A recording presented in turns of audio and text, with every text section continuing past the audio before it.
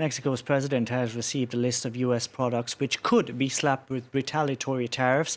This if Donald Trump makes good on his threat to impose a 5% tariff on all Mexican imports from next week. Speaking earlier, the U.S. president says he believes Mexico wants to make a deal, but he will go ahead with his threat unless the country does more to control the flow of migrants heading north.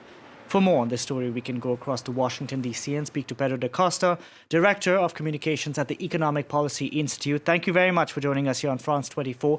Is this Donald Trump's new go-to strategy? Every time he's unhappy with policies from one country, he's going to threaten tariffs, even if it flies in the face of a trade deal his administration negotiated?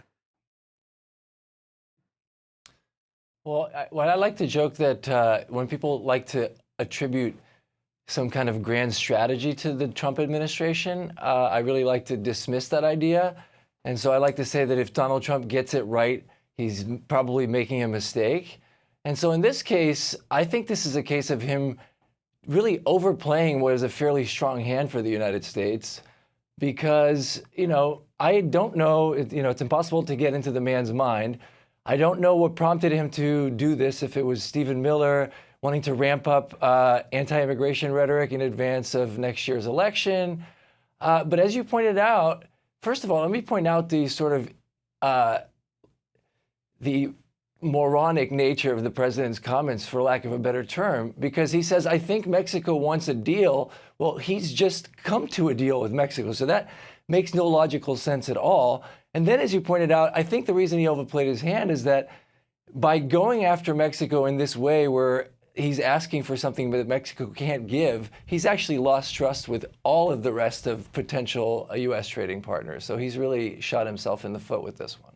Because, let's just say, for argument's sake, that Donald Trump does go ahead and impose this 5% flat tariff next week. Who's it going to hurt? Oh, first of all, it's going to hurt U.S. consumers with higher prices. It's certainly going to hurt U.S. farmers, who are, of course, part of Trump's base and are already suffering greatly from even the prospect of trade wars. And now that they're fully raging, it's even worse. And ultimately, it could get worse. It could be a global economy as a whole that suffers. And as you might have seen, markets have gone from being fairly optimistic about the outlook for the economy to, pricing in a fairly strong probability of a recession.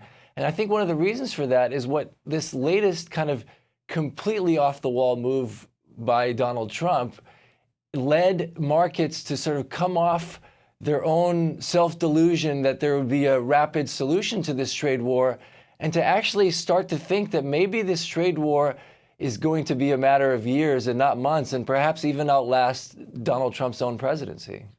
Will Donald Trump go ahead, do you think, and really impose tariffs on Mexico, given that senators from his own party are not happy with this threat?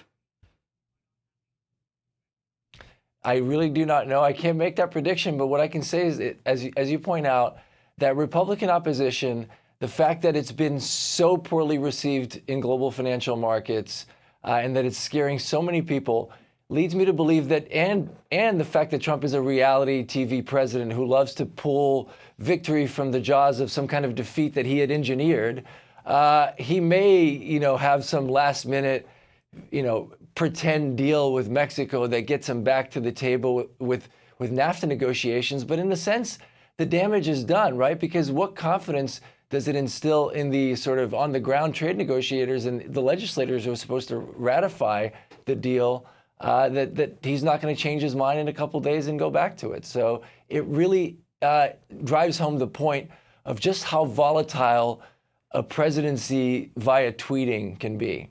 We'll see what happens, because we do have the Vice President, Mike Pence, who is meeting with the Mexican delegation today. Pedro Da Costa, thank you very much for joining us from Washington, D.C. today.